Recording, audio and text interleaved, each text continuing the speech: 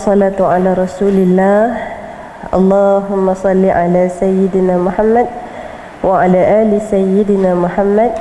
Qala rabbi shrah li sadri wa yassir li amri wahlul 'uqdatam min lisani yafqahu qawli. Subhanaka la ilma lana illa ma 'allamtana innaka antal alimul hakim. Wala hawla wala quwwata illa billahil aliyil azim. Allahumma amin. Amma ba'd. Assalamualaikum warahmatullahi wabarakatuh. Khabar semua? Alhamdulillah.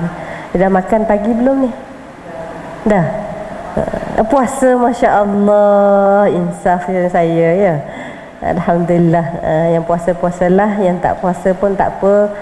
Kita niat sambil-sambil kita majlis ilmu ni ya. Niat kita beriktikaf dalam masjid, so dapat pahala sambil-sambil mengaji. Ya. Kita itu last sampai kat mana? Pak khusyuk ingat tak siapa yang ada buku? Ataupun siapa yang ada buat catatan?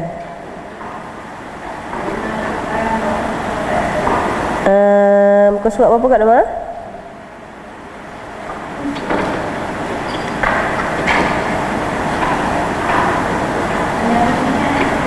$99.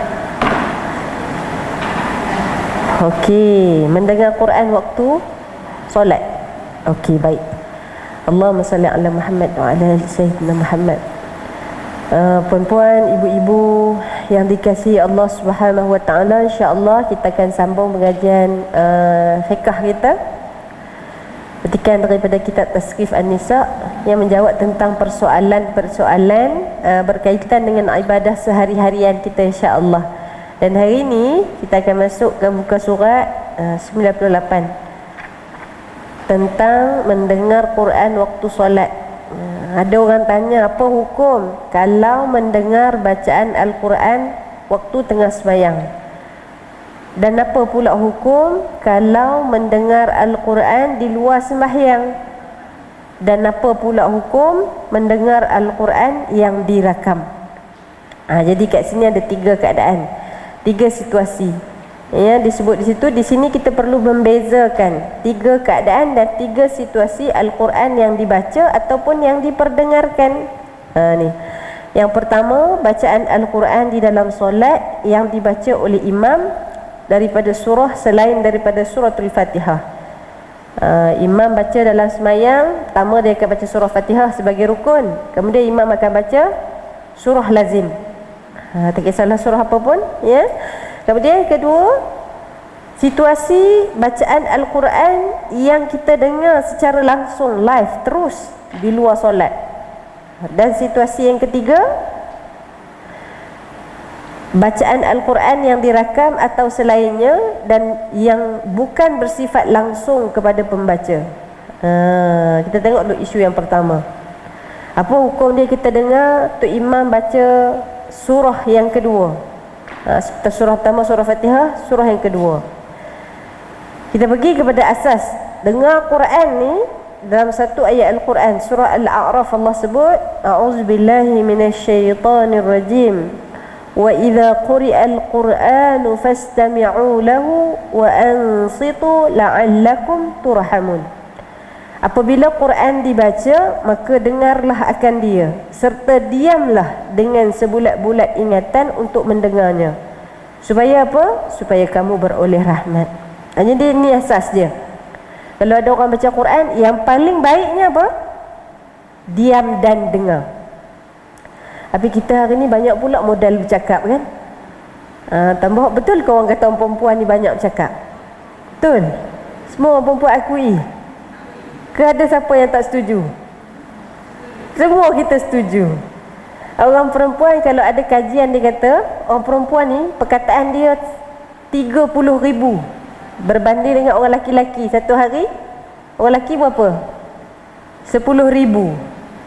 Jadi kalau 10,000 yang kerja dia jadi cikgu, pergi mengajar di sekolah, balik petang apa jadi kat suami tu? Diam. Dah lembik, tak larat dah. Sebab apa? Dah keluar habis 10,000. Tapi orang perempuan, walaupun dia jadi ustazah kan, dia datang kuliah, datang ceramah, petang nanti larat lagi tak? Oh larat. Kenapa rumah tak kemal, tak boleh letak ke kain pelekat ni bulat kat situ, tak boleh sangkut ke, contoh. Banyak perkataan kita. Sebab apa jadi begitu? Ini hebat Allah Ta'ala. Allah Ta'ala jadikan orang perempuan ini, dia mengekspresikan perasaan dia melalui mulut. Sebab tu kena hati-hati orang perempuan dengan mulut. Mulut orang perempuan ni dia boleh dua. Satu bawa dia masuk ke syurga, satu bawa masuk dia ke neraka. Bila bawa dia masuk ke dalam syurga? Bila perempuan tu boleh masuk ke dalam syurga dengan lidah dia? Bila dia jaga. Nabi kata ada dua lubang untuk orang perempuan, dua lubang yang banyak membawa wanita ke neraka. Lubang mana? Yang pertama lubang kemaluan, yang kedua lubang ni, lubang atas ni, lubang mulut ni. Ni laju je mulut ni nak kata ke orang. Laju je mulut ni tak puas hati ke orang. Laju je mulut ni nak mengumpat dekat orang. Laju je mulut ni nak mengungkit pemberian kita dekat suami. Laju je nak mengeluh. Laju je nak merungut. Ni mulut kita ni. Jadi sebab tu kita dah jadi orang yang belajar, orang yang datang majlis ilmu, jaga mulut. Jangan sampai mulut ni menyebabkan kita masuk ke neraka, wala'iyyazubillah. Ya. Jadi bila kita kita sebut orang perempuan, kekuatan dia bercakap ni sepatutnya kita nak gunakan di mana? Quran. Orang laki-laki tak sama dengan orang perempuan. Orang perempuan ni kalau dia baca ayat Quran banyak pun, dia penat tak? Tak penat. Sebab apa? Tu kekuatan dia mengekspresikan melalui perkataan dia. Sebab tu kita manfaatkan. Suami kita ni kalau dia banyak baca Quran, sekejap dia akan diam. Sebab apa? Dah habis dia ayat Quran. Kalau kita boleh lagi. Jadi kalau kita rasa kita ni banyak sangat modal nak cerita dengan orang, buka Quran, baca Quran. Habiskan modal kita tu dengan Quran. Itu jauh lebih baik. Ya? Baik, kemudian daripada ayat Al-Quran tadi, apa kata Ibnu Katsir? Dia kata Allah Subhanahu wa ta'ala menyebutkan bahawa Al-Quran adalah basirah, petunjuk dan rahmat kepada manusia. Maka Allah Ta'ala suruh supaya manusia ini senyap waktu dia dengar sebagai mengagung dan menghormati Al-Quran. Bukan seperti orang kafir musyrikin Quraisy, iaitu dengan mereka katakan, apa dia ni? Ni Allah Ta'ala sebut dalam Quran ni.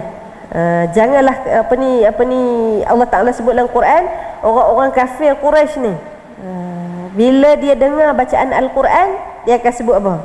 Janganlah kamu mendengar Al-Quran ini dan tentanglah dia, tentanglah Nabi Muhammad. Kemudian apa yang dibuat? Dia bernyanyi. Dan orang Arab ni dia satu tabiat buat apa? Pernah tengok tak budaya orang Arab tu kan? Kalau siapa yang biasa pergi Saudi, dia duduk dekat apa tu? Dekat mat'am, restoran. Dia duduk dekat restoran. Kalau kita ni area dekat situ tepi tu, dekat tempat jual shawarma, kedai-kedai Arab tu kan, mat'am Arab tu khas tu. Dia duduk ramai-ramai sesama dia, sekejap lagi dia berjoget gitu. Itu budaya orang Arab. Tujuannya kenapa dia buat macam tu? Riuh rendah tepuk sorak ni sebab apa? Sebab nak menenggelamkan suara orang yang membaca Al-Quran. Jadi kalau ada orang nak baca Quran kat tepi kita ni, kita menyembang bagai nak arak, itu maknanya ikut perbuatan siapa? Kafir Quraisy. Maka Ibnu Katsir kata lagi, akan tetapi yang ditetapkan di sini ialah mendengar bacaan di dalam solat fardu yang dikuatkan bacaannya oleh imam. Seperti mana hadis yang diriwayatkan oleh Imam Muslim daripada Abu Musa Al-Asy'ari radhiyallahu anhu, Nabi SAW bersabda, sesungguhnya dijadikan imam itu untuk diikuti. Jika dia bertakbir, maka bertakbirlah, dan jika dia membaca Al-Quran, maka diamlah. Ini yang kita sebut yang paling afdal. Kalau imam baca Fatihah, apa kita buat? Diam. Tetapi kalau kita ni jenis lambat, kita ni jenis baca lambat, Fatihah kita nak habis. Sebab apa? Sebab kita memang jenis lambat. Maka apa yang boleh kita buat? Boleh tak kalau kita baca bersama-sama dengan imam? Tok imam Bismillahirrahmanirrahim, kita follow di belakang Bismillahirrahmanirrahim. Boleh tak? Boleh. Ataupun kita ni jenis lupa, cepat sangat lupa. Dah baca Fatihah belum Dah baca Fatihah belum Maka boleh sekiranya kalau kita nak membaca bersama-sama dengan imam. Tapi kalau ditanya yang paling afdal yang mana? Diam. Sebab apa kita diam tu afdal? Dengar dan menghayati. Kenapa ramai orang susah nak khusyuk? Sebab dia tidak menghayati. Bila kita menghayati, kita fahami makna, maka insya-Allah bila imam sebut Bismillahirrahmanirrahim, Alham, dia sebut je alham, datang rasa apa? Apa makna alham? Segala puji bagi Allah, Tuhan semesta alam. Kita rasa kita ada banyak masalah. Dia sebut segala puji bagi Tuhan, Tuhan semesta alam ni. Apa jadi patutnya hati kita ni? Masalah kita ni kecil je tak dibandingkan dengan Tuhan semesta alam, Tuhan yang maha besar. Itu istilah dia. Tapi sayang kita hari ni bila mulut kita lafaz sekadar berada di mulut je. Kita feeling tak Allah tu maha besar? Jarang-jarang kan? Jarang-jarang bila kita sebut Allahu Akbar, Allah maha besar tu, kita rasa kita ni kecil, kita ni kerdil sangat. Jarang-jarang kan? Maka sebab tu ulama sebut, bila nak semayang ni, kalaulah boleh diberi perumpamaan, seakan-akan kalau kita bawa sayap kita ni 50 itu adalah takut dengan Allah, al-khauf minallah. 50 lagi ar-raja'u ilallah, harap pada Allah. Takut apa bila kita semayang? Allahu Akbar, takutnya Allah tahu hari ni seharian dosa apa aku buat, Allah Ta'ala tahu. Takutnya Allah tak sudi nak ampunkan dosaku. Takut itu diseimbangkan dengan harap pada Allah. Mudah-mudahan aku semayang hari ni Allah sudi nak ampun dosaku. Bila aku bacakan Rabbighfirli warhamni, ya Allah ampunkanlah dosaku, rahmatilah aku ya Allah, wajburni, tutuplah aibku wahai Allah. Bila kita sebut macam tu, maka ada tak pengharapan pada Allah? Ada. Cuma ulama kata tak boleh terlalu berat sebelah. Terlalu banyak takut, dia akan bawa kepada su'uzzon pada Allah. Habislah hidup aku ni, malanglah nasib aku ni, aku dah buat dosa, mesti aku masuk neraka. Tu su'uzzon. Maknanya apa? Kita duk takut sampai amal pun tak mau buat. Sebab apa? Nanti aku masuk neraka juga. Nampak tak? Jadi ulama kata mesti dibalancekan. Terlampau berharap pun akan jadi banyak angan-angan. Tak apalah, tak payah semayang taubat lagi. Sebab apa? Allah kan maha pengampun. Semayang lambat pun tak apa, asalkan dalam waktu. Tengok, ni panjangnya angan-angan. Jadi dua ni mesti diseimbangkan, kata ulama. Ya. Baik, kemudian disebut lagi, Imam An-Nawawi menyebut di dalam kitabnya At-Tibyan fi Adab Hamalatul Quran, dan orang yang ditekankan di sini ialah suruhan, dan yang ditekankan di sini ialah suruhan kepada penghormatan atau kemuliaan ke atas Al-Quran dalam segala urusan. Maknanya apa? Muliakan Quran duduk di situasi mana pun. Sebab tu orang lama-lama, mak ayah kita dulu yang dah tua-tua, perasan tak? Kalau Quran ni jatuh ke atas lantai, apa dia buat? Terpa lari, betul tak? Kita hari ni kadang-kadang kita tengok kan, ada orang Quran duduk bawah relax je, jalan pimai-pimai, tak ada siapa nak ambil. Kan? Ni orang dulu-dulu dia tak boleh, Quran tu bagi dia sangat mulia. Kan ni kalau yang tak ada wuduk ni siap pergi pegang dengan kain lagi sebab nak angkat. Walaupun kita mengaji fiqh, boleh tak pegang dengan kain? Boleh tak?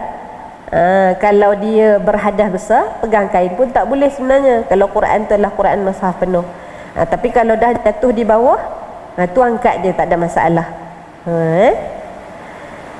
Baik, kemudian ini kerana terdapat sebahagian manusia yang lalai dan mengambil mudah dalam membaca Al-Quran. Ni ada orang, sebahagian kata ulama. Ini adalah untuk mengelakkan dari gelak ketawa ketika bacaan Al-Quran. Orang duk baca Quran, kita duk gelak kuki. Ni melainkan sesuatu yang tidak boleh dielakkan untuk berbicara. Ni disebutnya oleh Imam An-Nawawi. Maknanya apa? Dengar je ayat Quran, senyap dengar, diam dengar. Itu asasnya. Kemudian ulama yang lain namanya Ibnu Qudamah, dia sebut dalam kitab dia Al-Mughni. Dia kata, dan berkata Ahmad adalah manusia, yakni para ulama, ke atas perkara iaitu suruhan pada ayat Al-Quran di atas. Ulama-ulama kata ayat Quran yang sebut diam dan dengar itu adalah di dalam solat. Maka disebutkan lagi. Kemudian tengok lagi di bawah tu, tengok tu paragraf yang terakhir tu. Maka hukum mendiamkan diri dan mendengar bacaan surah oleh imam di dalam solat adalah disunatkan dalam mazhab Syafi'i. Ni. Cuma ada juga sebahagian ulama yang kata wajib. Maknanya ada dua hukum. Yang pertama sunat, yang kedua wajib. Cuma kalau kita ambil pandangan yang mana? Ulama kata kita ambil ikut yang Imam Nawawi kata sunat. Kalau wajib maknanya apa? Wajib tak boleh langgar, dosa. Maknanya apa? Kita dengar imam, kita dapat pahala sunat. Kemudian kita baca Quran, kita dapat lagi pahala membaca. Itu 2 kali pahala. Kemudian itu yang pertama, diam kerana mendengar imam membacakan surah. Kemudian dalam isu yang kedua, kita dengar bacaan Al-Quran secara langsung ataupun secara terus di luar solat. Tadi yang dalam solat itu sunat. Yang kedua, ulama kata, jumhur ulama menghukumkan sunat untuk mendiamkan diri ketika mendengar Al-Quran dibacakan di luar solat. Akan tetapi terlebih afdal mendengar dan menghayati bacaan Al-Quran yang dibacakan. Ini ulama kata sebagai contoh. Kalau dah ada manusia di tepi kita ni yang tengah baca Quran, kita duk baca zikir la ilaha illallah, la ilaha illallah, maka tak wajib dengar ke atas kamu, tak wajib diam bila mana kita pun tengah berzikir. Dia duk baca Quran, kita tengah berzikir, maka kita kena diam tak? Ulama kata tak harus. Sebab apa? Sebab masing-masing buat, kita sebut amal soleh masing-masing. Dua-dua ada manfaat. Tapi kalau kita buat perkara yang sia-sia, sembang je, sembang kosong, maka yang afdalnya adalah dengar, diam dan dengar. Okey, kemudian sambung sikit di bawah tu. Hal ini juga sekiranya mendengar bacaan Al-Quran yang membaca ayat sajdah di luar solat, adakah perlu sujud sajdah kerana telah mendengar bacaan sajdah tersebut? Maka ulama kata tak perlu. Kita duduk sebelah sini, tiba-tiba kita dengar orang sebelah kita baca. Apa ayat sajdah? Apa ayat sajdah? Surah sajdah yang kita sujud tu apa? Ingat tak? Ingat tak? Nak kena baca daripada ayat pertama pada Alif Lam Mim. Jenuh nak baca 14 ayat. Apa ayatnya?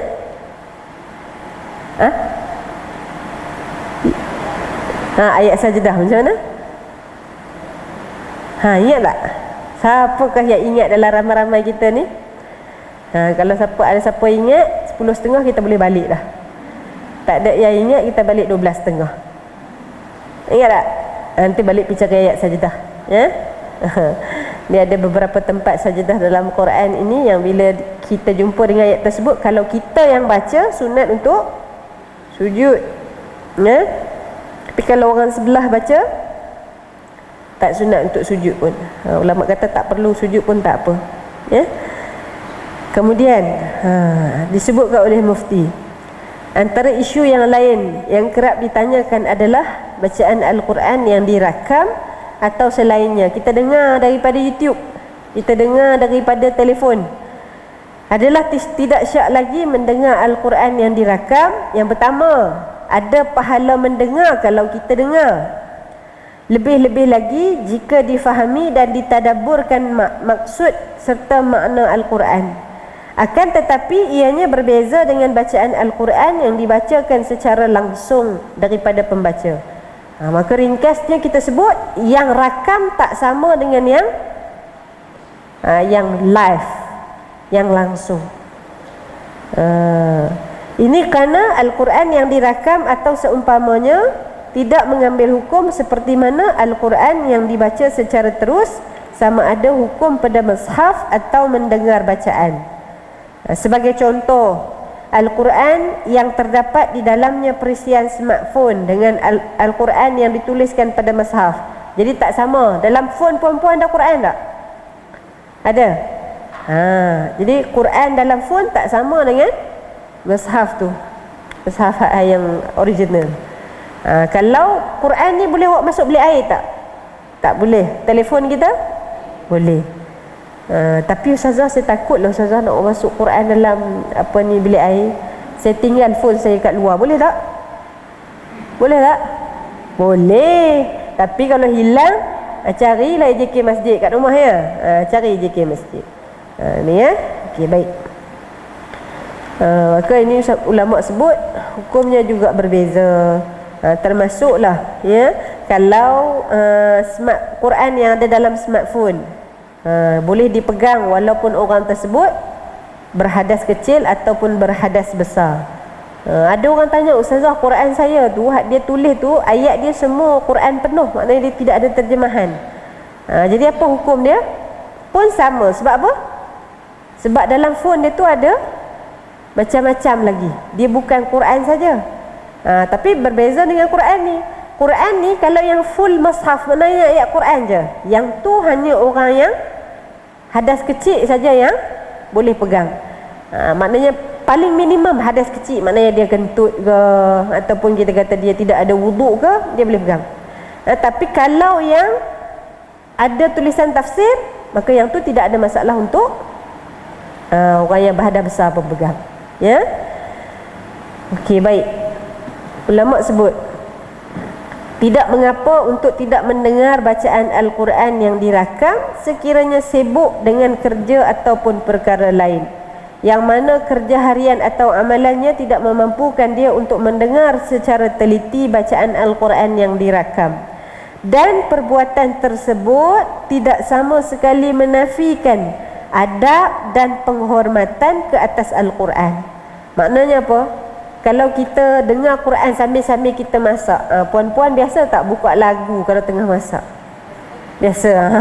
Dia kalau orang muda tu dia biasa. Orang lama-lama tu dia mungkin dia selawat, dia duduk berzikir kan. Kalau orang muda-muda ni biasa kita pasanglah lagu kan. Semangat sikit sambil-sambil cuci dapur seorang-seorang kan, buka lagu tu, buka ayat Quran. Maka ulama kata kalau kita buka ayat Al-Quran dalam keadaan kita duk buat-buat kerja ni, bukan kita dengar sangat pun, ulama kata itu tidak bermaksud kita tidak beradab. Maknanya boleh tak? Boleh. Kalau ada yang tanya pada saya lah, Ustazah, mana yang lagi bagus, buka YouTube kita dengar Quran ke ataupun dengar zikir? Mana yang lagi bagus? Mana lagi bagus, dengar Quran ke dengar zikir? Kalau zikir kita boleh ikut.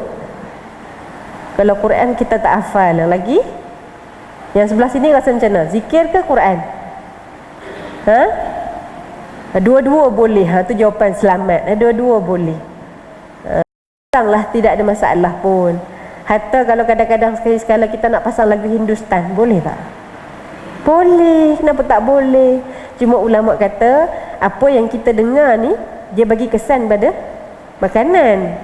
Sebab tu kalau air-air ni kan, ada satu kajian yang dia pasang ke ayat Al-Quran pada air, ada kesan yang berbeza.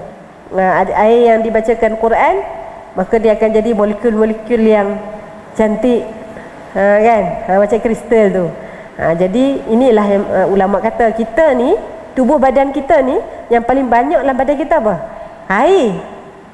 Maka bila dalam badan kita ni banyak air, bila rajin dibacakan Quran, bila dipasangkan ayat-ayat Al-Quran, maka dia akan mempengaruhi badan kita. Ini berdasarkan kajian. Tapi kalau sekali-sekala nak dengar lagu Hindustan, silalah. Nak zumba-zumba tu silalah, kan. Sebab tak ada orang zumba dengan zikir, saya ingat kan. Tak ada pula orang baca Quran sambil duk joget-joget. Tak ada. Jangan kita duk buat lah. Pasang, tak ada masalah pun, ya? Okey, baik. Ada nak tanya tentang dengar Quran tadi? Tak ada? Okey. Surah Al-Mulk.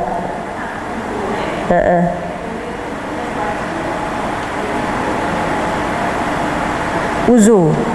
Okey. Baik, masalah orang perempuan yang dalam keadaan hadas besar, sama ada kerana haid ataupun kadang-kadang bersalin. Dan bila bersalin ni kita ada satu tempoh keuzuran yang panjang. Kita dah jadi rutin kita setiap malam kalau nak tidur kita mesti baca surah Al-Mulk. Tahu tak Nabi dia ada 2 surah favourite sebelum tidur Nabi akan baca. Surah apa tahu tak? Al-Mulk dengan As-Sajdah. Dia sebutlah hadis surah Al-Mulk dengan Alif Lam Tanzil. Surah inilah As-Sajdah. Baik. Kita baca yang mana? Dua-dua. Saya baca dua-dua saja tapi saya ambil kepala je. Bismillahirrahmanirrahim. Ada juga orang lagu tu dia kreatif sangat. Okey, baik. Kalau kita biasa ada rutin membacakan surah Al-Mulk, tiba-tiba pada malam-malam kita haid ataupun tidak semesti haid, malam yang kita terpaksa pergi buat benda lain menyebabkan kita nak penat, tidur terus. Maka ulama kata 2 keadaan. Yang pertama, kalau dia sudah menjadi rutin, maka ulama kata boleh sekiranya kalau dia nak baca kerana dia sudah jadi rutin. Jangan kita baru 3 hari buat, dia belum jadi lagi rutin. Ni rutin ni maknanya memang menjadi kebiasaan sepanjang hayat. Istiqamah. Yang kedua ulama kata kalau dia tak nak buat pun tak apa. Sebab bagi orang yang sudah ada rutin maka dia tetap dapat pahala tersebut. Cuma kadang-kadang kita rasa tak puas. Cuba kalau tanya saya lebih cenderung dengan kalaupun kita nak baca kita dengar melalui audio ke, kita buka YouTube tak tepi kepala kita ikut sambil-sambil dalam hati, itu lebih menenangkan jiwa. Sebab kalau dalam bab baca Quran dalam keadaan haid ni memang jumhur ulama kata tak boleh. Cuma masalah lah pula kan buka YouTube ni banyak pula iklan-iklan naik. Itu kita sebut kita lah tekan-tekan. Okey, baik. Itu tentang tidur dalam keadaan membacakan ayat-ayat Al-Quran. Termasuklah yang boleh kalau kita dalam keadaan haid ataupun uzur ni, petikan-petikan doa daripada Quran. Boleh baca? Apa dia petikan doa dalam Quran? Banyaklah. Rabbana atina fid dunya hasanah, itu ayat Quran. Rabbi ja'alni muqimas shalah min zurriyyati, itu ayat Quran. Jadi banyak ayat-ayat Quran yang dijadikan doa. Maka ulama kata boleh kalau kita baca walaupun dalam keadaan haid untuk tujuan berdoa.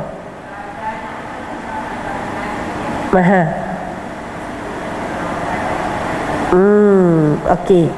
Untuk orang yang mengajar mengaji, ulama kata untuk tujuan pengajian itu dibenarkan. Maknanya apa? Kalau macam ustazah, kan? Kalau tidak ustazah kena cuti lah hari time day period kan. Jadi ulama kata boleh kalau siapa-siapa yang menjadi ustazah untuk mengajar Al-Quran kepada anak-anak ataupun siapa-siapa lah, walaupun dalam keadaan dia period. Okey. Baik, kemudian kita ambil satu lagi. Yang ni pendek je. Cuma dia sebut perbahasan panjang tentang adab berdoa. Boleh tak kita doa dalam bahasa Melayu waktu sujud? Mari kita tanya, apa jawapan dia? Boleh tak? Ada yang kata boleh, ada yang kata tak boleh ni? Adalah hati. Okey, jadi kita dah boleh tutup dah lah kuliah kita. Dah ada jawapan dah? Macam mana? Kita tengok sikit macam mana ulama kata. Dan ada ulama share kepada kita tentang bagaimana cara-cara nak beradab berdoa kepada Allah Subhanahu Wa Taala. Selama ni kita main doa saja, betul tak? Kita tak perasan rupanya ada adab-adab yang ulama ajarkan bila nak minta dengan Allah. Ini caranya. Mari kita tengok satu-satu. Pertama ulama sebut berdoa sewaktu sujud dalam solat memang amat digalakkan dalam Islam. Kerana Nabi SAW sebut aqrabu ma yakunul 'abdu min rabbih wa huwa sajid fa akthirud du'a. Keadaan paling rapat seorang hamba dengan Tuhannya adalah ketika dia bersujud. Kenapa paling rapat itu ketika waktu sujud? Kepala ni kalau kita berdiri, bahagian mana paling tinggi? Kepala. Bila kita sujud apa kita buat? Letak sama rendah dengan kaki kita ni. Lebih rendah daripada lubang punggung. Ponggong ke tempat keluar najis ni nak sebut kata kotor, tapi kita merendahkan lagi kepala kita waktu sujud, maka kata ulama, ini tanda orang yang memuliakan Allah Subhanahu wa taala. Maka waktu itu disebut waktu paling rapat seorang hamba dengan Allah. Maka Nabi suruh perbanyakkanlah kalian dengan berdoa waktu sujud. Sebab tu Nabi SAW diceritakan oleh Sayyidatina Aisyah. Aisyah kata dia pernah tengok Nabi bangun malam, semayang malam. Punyalah lama Nabi sujud. Disebutkan lebih kurang dalam anggaran 50 ayat punya lama Nabi sujud. Kita berapa ayat agak-agak anggaran sujud kita? Lama. Lama sampai tertidur. Lama sujud kita ke puan-puan. Inilah kita sebut beza solat kita dengan Nabi SAW. Tapi boleh tak kita buat lagi? Boleh selagi kita tak mati. Sebab tu bila kita datang pengajian macam ni puan-puan, inilah tujuannya apa? Bukan kita tak tahu kata sujud tu kena lama, betul tak? Tapi bila kita datang kuliah-kuliah macam ni, kita tahu, oh rupanya Nabi sebut, Nabi buat. Jadi balik ni kita tanya, ya Allah, aku ni kalau Nabi dah dijamin masuk syurga pun Nabi buat sujud lama, kita ni yang belum tentu masuk syurga, apa patut kita buat perempuan? Buat sama. Ya? Lepas ni kita cuba insya-Allah. Yang mungkin tidak sampai 50 ayat, tak apa. Masa lagi ada pula yang kata nak baca 50 ayat, kan, seolah-olahnya waktu sujud. Buatlah sekadar kemampuan kita. Ya. Maka disebut, namun begitu ibadah solat ini sifatnya ta'abbudi dan tauqifi. Ta'abbudi ni maknanya kita buat kerana taat kepada Allah Ta'ala, kita tak tanya dah. Kenapa kita rukuk? Ada tak orang tanya kenapa kita rukuk? Kenapa tak terus sujud je? Orang tanya tak? Tak tanya dah. Sebab apa? Itu perintah. Bila perintah kita panggil amrun ta'abbudi. Tauqifi ni maknanya datang daripada Allah. Yakni perlu bertepatan dengan cara yang diajarkan oleh syarak. Kemudian disebutkan oleh Nabi SAW, sallu kama ra'aitumuni usalli, kamu semayanglah seperti mana kamu lihat aku semayang. Maka dalam ramai-ramai ni ya, ada seorang sahabat Nabi yang bukan berbangsa Arab, namanya Salman Al-Farisi. Siapa tahu Salman Al-Farisi ni dia masyhur dengan perang apa? Perang apa? Siapa boleh jawab, kita bagi air mineral ni. Ramli. Macam main-main senang ni dapat air mineral Ramli. Salman Al-Farisi dia masyhur dengan perang Uhud. Perang apa? Perang Tabuk, perang Badar. Betul ke tak dengan perang Badar? Yang ada telefon cepat di Google, Salman Al-Farisi. Perang apa? Perang Uhud. Betul tak perang Uhud? Ya Allah, banyaknya kita nak kena mengaji pula kelas pengajian sirah lepas ni kan. Perang apa? Tak ada jawapan. Okey, tak ada jawapan, kita bawa ke kelas bulan depan. Balik cari kelas bulan depan ni, saya tuntut hutang ni lah. Bulan ni saya nak tengok perang apa Salman Al-Farisi. Ya, okey, baik. Kemudian Salman Al-Farisi ni disebutkan ya, dia bukan berbangsa Arab, tetapi dia tak solat dalam bahasa asal dia, iaitu bahasa Parsi. Sebaliknya dia belajar beribadah menggunakan bahasa Arab. Dan tiada ulama yang berkata boleh membaca doa dalam sujud menggunakan bahasa selain daripada Arab. Kalaupun ada, pandangan-pandangan itu adalah syaz. Syaz ni makna dia meragukan dan juga janggal. Maka kalau kita tak faham nak berdoa, kita tak tahu nak berdoa dalam bahasa Arab, maka memadai kita berdoa dalam bahasa kita yang boleh difahami dalam hati kita. Cuma adalah lebih baik kalau kita belajar bahasa Arab khusus pada makna dan sebutan dalam solat, kerana lebih memberikan kesan kepada hati dan membawa kepada khusyuk. Belajar bahasa Arab ni tak mesti belajar pergi penuh kaifa natahaddas bil lughah al-arabiyyah, dak. Kita belajar benda yang sikit-sikit je. Apa makna Allahu Akbar? Apa makna Rabbighfirli warhamni wajburni warfa'ni warzuqni wahdini wa'afini wa'fu anni? Apa makna Sami'allahu liman hamidah? Apa makna-makna inilah yang akan bawa kesan pada hati kita. Kita duk rasa tak ada siapa lah nak faham masalah kita. Tak ada siapalah yang nak dengar luahan hati kita. Ni setiap kali semayang kita duk sebut ni puan-puan, sami Allahu liman hamidah. Apa makna dia? Allah dengar siapa yang tengah puji dia. Allah dengar kita ni puan-puan. Tapi kita je tak rasa, tak faham Allah sedang mendengar kita. Maka ini yang menyebabkan akhirnya kita rasa kosong hidup ni. Akhirnya kita rasa sangat stres dengan hidup kita. Walhal stres lah macam mana pun kita, waktu kita sembahyang, sami Allah, Allah tengah dengar apa aku cakap. Sepatutnya dia menghilangkan stres kita, ya. Baik, kemudian bila sebut tentang doa, ulama kata ada beberapa adab yang diajarkan oleh ulama yang terdahulu. Ini adab dia. Kita ni kadang-kadang kita doa main doa je. Apa adab dia? Mari kita tengok. Yang pertama, berdoa dengan penuh harap dan yakin. Antara adab berdoa, seseorang itu perlulah meminta kepada Allah dalam keadaan dirinya bersangka baik kepadanya agar permintaan itu dimustajabkan. Ada orang kata doa je lah. Doa je lah. Doa je lah tu ada tak harapan ke Allah? Tak ada harapan, doa je lah. Buat je lah, saya boleh. Tu. Maka ulama kata itu tidak beradab dengan Allah. Nak minta dengan Allah maka mesti dengan pengharapan Allah akan terima doa kita. Ini disebutkan, ya, tengok bagaimana dikisahkan, ya, para nabi termasuklah Nabi SAW, ya, Nabi Ayub, kemudian Nabi apa lagi, Nabi Yunus, Nabi Zakaria. Ini semua ulama-ulama yang bila nabi-nabi yang bila berdoa dengan penuh pengharapan, lalu Allah Ta'ala kabulkan. Okey, baik. Itu yang pertama, doa dengan penuh pengharapan. Kemudian ada satu hadis Nabi mungkin kita boleh bawa balik hari ini puan-puan sebagai peringatan. Nabi kata, Udu'ullah, tengok muka surat 107.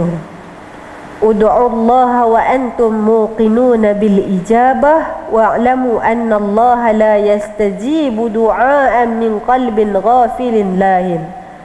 Berdoalah kepada Allah dalam keadaan kamu yakin bahawa ianya akan dimustajabkan. Mesti yakin dengan Allah. Ada orang kadang-kadang kan, kita sebut dia bukan tak yakin, tapi kerana sudah jadi satu rutin, apa yang dia buat? Ya Allah, angkat tangan. Ya Allah macam biasalah, ya Allah, amin. Boleh tak doa macam tu? Ya Allah macam biasa. Ustazah akan sebut Allah Maha mengetahui. Boleh tak kita sebut macam tu? Boleh tak? Boleh kalau kita nak sebut, tapi tak beradab. Ada ke kalau kita datang nak minta ni duit dekat orang, walaupun kita memang duk biasa minta duit dengan dia dah, kita datang dia macam biasalah. Tu macam apa tu? Macam pergi kat tertarik je kan, macam biasa ni, ada ke? Itu sesama manusia boleh lah, tapi dengan Allah Ta'ala itu tidak beradab, ya. Apa caranya manusia, kita sebagai manusia, ya, kalaulah ada ketika kita katalah, ya, yang di-Pertuan Agong kat sini, kita cakap dengan dia macam mana?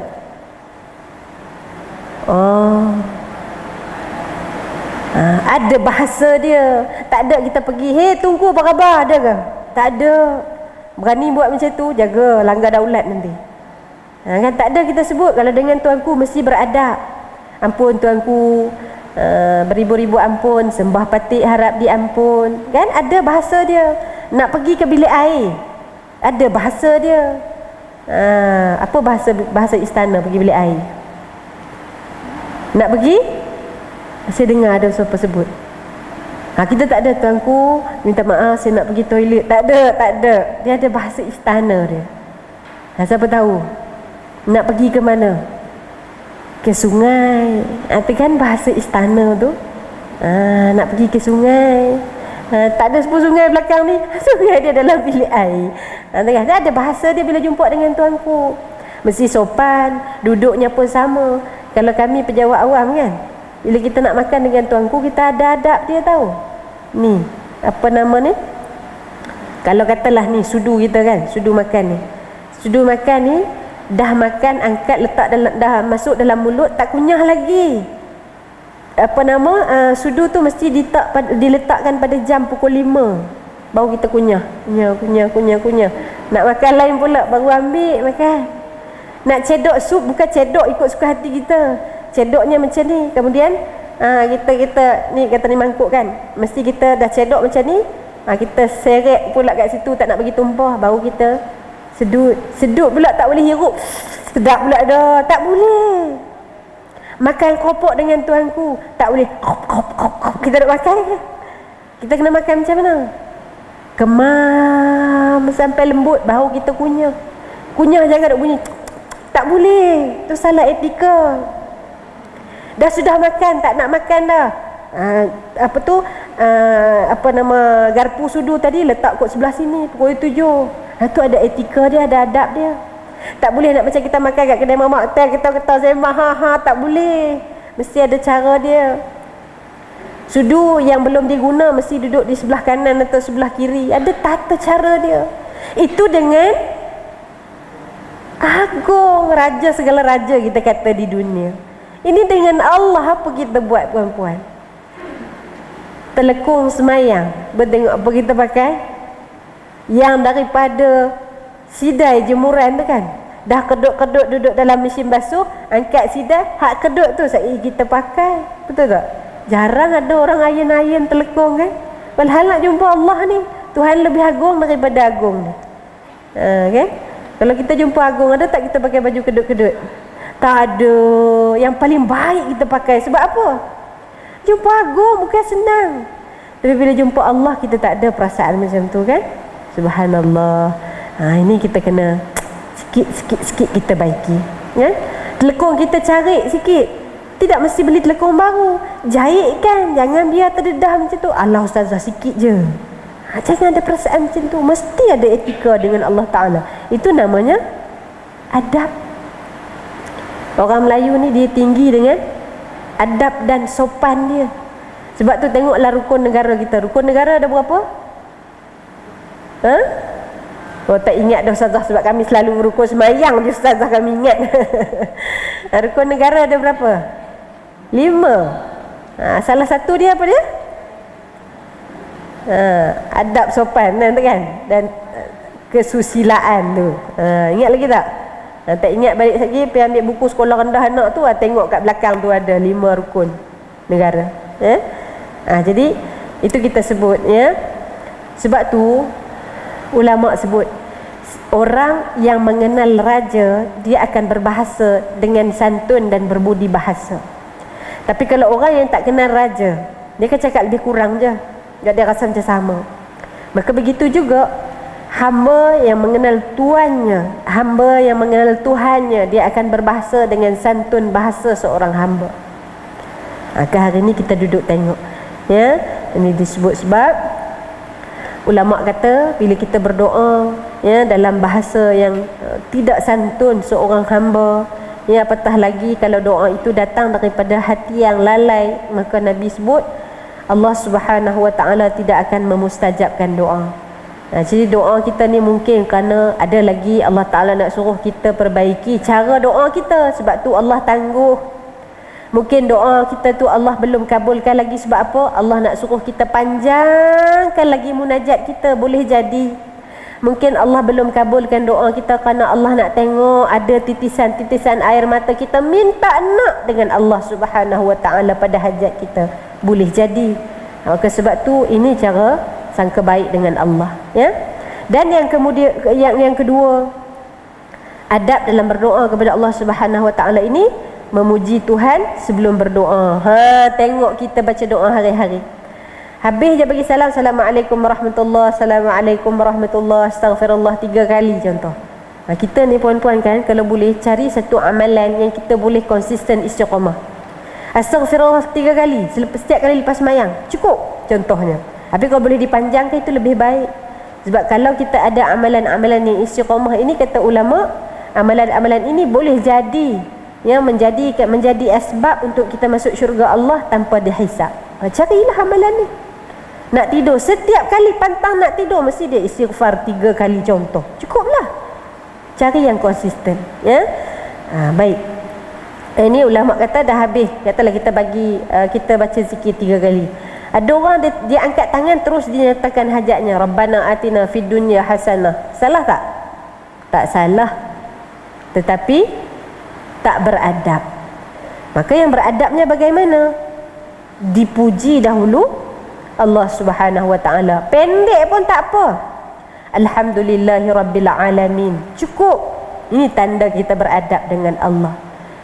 Kalau boleh panjang sikit lagi, hamdan hamidin, hamdan syakirin, hamdan yuwafi ni'amahu wa yukafi'u mazidah. Kalau boleh panjang lagi. Ya, kalau tak ada apa-apa yang mendesak, panjangkan doa kita. Kemudian diikuti dengan Allahumma salli ala Sayyidina Muhammad wa ala ali Sayyidina Muhammad. Selawat sikit dekat Nabi. Kemudian barulah kita nyatakan hajat kita. Ya? Sebagai contoh kata ulama, cuba tengok bagaimana surah Al-Fatihah ajar kita. Dalam surah Al-Fatihah ni ada doa-doa kita pada Allah Subhanahu wa taala. Tetapi dalam surah Al-Fatihah disebutkan terdapat 5 pujian daripada ayat pertama sampai ayat kelima. Kemudian barulah pada ayat ke-6 diikuti dengan permintaan. Ihdinas siratal mustaqim. Maka kata ulama begitu, ya. Termasuk juga tengok muka surat 11-108. Demikian juga disebutkan dalam Al-Quran, doa Nabi Ibrahim pun dia mulakan dengan apa? Puji pada Allah. Dia puji apa? Allazi khalaqani fahuwa yahdin. Tu huruf qaf dia tu patutnya bersambung dengan nun, ya. Tuhan yang menciptakan aku, maka dia jugalah yang memberikan petunjuk kepadaku. Wallazi huwa yut'imuni wa yasqin. Allah lah yang beri makan dan minum kepadaku. Wa idza maradtu fahuwa yashfin. Bila aku sakit, dialah yang bagi kesembuhan. Wallazi yumituni thumma yuhyin. Dialah yang menghidupkan dan mematikan. Wallazi atma'u ay yaghfira li khati'ati yaumiddin. Dan dia jugalah yang Tuhan yang aku harapkan supaya mengampuni kesalahan-kesalahanku pada hari akhirat.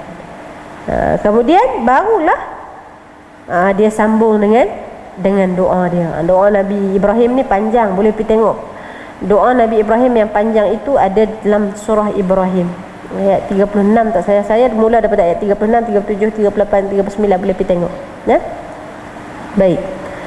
Kemudian disebut lagi Nabi Ibrahim dia bukan sekadar puji, kemudian dia sambung dengan permintaan. Apa dia minta apa? Ni doa ni boleh amal ni. Surah Asy-Syu'ara ayat 83 sampai 87 ni. Siapa belum pernah membacakan, boleh baca, boleh buat amalan. Rabbi habli hukman wa alhiqni bis salihin. Ya Allah, berilah hikmah kepadaku ya Allah, dan golongkanlah, masukkanlah diriku bersama dengan orang-orang yang soleh. Waj'al li lisana sidqin fil akhirin. Berilah kepadaku lisan yang benar buat orang-orang yang terkemudian. Waj'al li min warasati jannati na'im. Dan jadikanlah aku di antara mereka yang mewarisi syurga an-na'im. Waghfir li abi innahu kana minadh dhallin. Ini dia baca doa ni waktu dia minta ampun untuk bapak dia dulu. Ampunkanlah bapakku, sesungguhnya dia tergolong dalam kalangan mereka yang sesat. Wala tukhzini yauma yub'atsun. Dan janganlah kau hinakan aku pada hari kebangkitan. Ini boleh doa dengan Allah Subhanahu wa taala. Kemudian di akhir dia itu disebutkan, ya, dalam Quran pun dah bagi contoh bagaimana, ya, nabi-nabi, para nabi bila nak doa dia mulakan dengan puji-pujian kepada Allah Subhanahu wa taala. Dan hadis untuk melengkapkan perbahasan yang sebelum ini disebutkan. Tengok hadis yang pertama, Nabi SAW bersabda, man sarrahu an yastajiballahu lahu 'inda syada'idi wal kurabi falyukthir du'a fir rakha'i. Siapa yang suka Allah nak terima doanya waktu dia susah dan payah, maka hendaklah dia memperbanyakkan doa pada masa dia mewah dan senang. Hari ini kita sihat, doa. Esok kita sakit, insya-Allah Allah akan terima doa kita. Waktu kita sihat kita doa, waktu kita sakit insya-Allah Allah bantu kita. Kemudian dalam satu hadis yang lain disebutkan, ud'ullaha wa antum muqinuna bil ijabah wa alamu anna Allah la yastajibu du'aan min qalbin ghafilin lahin. Lihat kita baca tadi. Berdoalah dengan pengharapan, dengan keyakinan Allah akan terima. Dan Nabi sebut, hati-hati, ketahuilah Allah tak terima doa dari hati orang yang lalai. Mulut je sebut, tapi hati tak tahu apa doa yang dibaca. Semua doa yang kita baca sepanjang hayat kita ni puan-puan, Selepas habis sembahyang bahasa Arab, pergi cari tengok apa makna dia. Kita dok baca Rabbana hablana min azwajina wa dhurriyyatina qurrata a'yun waj'alna lil muttaqina imama. Pergi Google tengok apa makna ayat ini.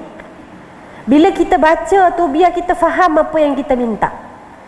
Ada orang dia baca tapi tak faham. Boleh. Ulama kata doa yang paling baik pertama datangnya daripada Al-Quran, yang kedua daripada hadis. Tapi kalau kita rasa Quran dengan hadis ni kita tak feeling, kita nak doa dengan bahasa Melayu, boleh tak? Silakan. Ya.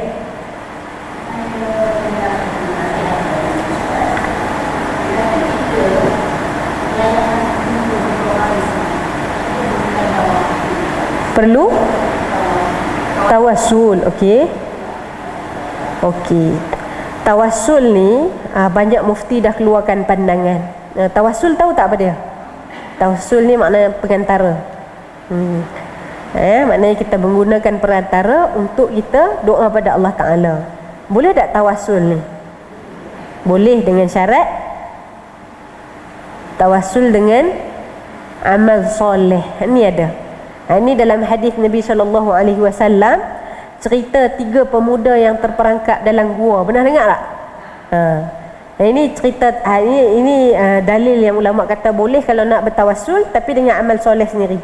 Ya Allah, kalaulah ada kebaikan daripada kehadiran kami dalam majlis ilmu pada hari ini, wahai Allah, panjangkanlah kepada kedua ibu bapa kami yang sudah meninggal dunia, ya Allah.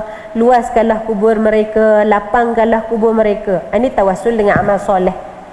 Tapi kalau kita tawassul dengan orang, ya Allah, Kak Normah ni baik, ya Allah, dia selalu pergi masjid, ya Allah, jadikanlah dengan berkat Kak Normah ni, ya Allah. Laju kereta aku bawa hari ni. Contoh. Boleh tak? Tak boleh tawassul dengan manusia. Tawassul, ulama kata tawassul, ada sebagian kata boleh tawassul dengan orang soleh, contohnya. Tapi kalau saya lebih cenderung dengan tawassul lah dengan amal soleh, kerana ini memang ada disebutlah hadis yang sahih. Tak ada ke amal soleh kita buat? Ada. Orang lain tak tahu kan? Kita tak payah sebut, duduk sebelah duduk sebelah Kak Ina, kita sebut kuat-kuat, ya Allah, semalam aku bangun tahajud, ya Allah, kabulkanlah hajat kami. Tak payah. Kita dengan Allah Ta'ala je. Semua yang kita buat, ya Allah, pagi ni aku bangun susah payah, ya Allah, jalan kaki sakit lutut, ya Allah, datang ke masjid, ya Allah. Kalau ada amal soleh dinilai sebagai amal soleh, ya Allah, murahkanlah rezeki suamiku, ya Allah. Doa. Tapi kita jarang guna sebagai ni nak doa dengan Allah Ta'ala. Boleh, tak ada masalah. Cuma tawassul ni kena hati-hatilah, ya. Kadang-kadang ada sebahagian orang yang kata bertawassul dengan tok guru dia, tu kena hati-hati. Ini banyak ajaran sesat, ya. Termasuk hari ni kalau tengok yang viral, perempuan tengok tak ajaran hadi minallah? Pernah dengar tak? Saya sebut je lah, hati-hati. Sebab apa? Sebab kenyataan daripada pengasas dia tu kita sebut membawa kepada mencirikan Allah Subhanahu Wa Taala. Kenapa? Nanti perempuan boleh pergi cari.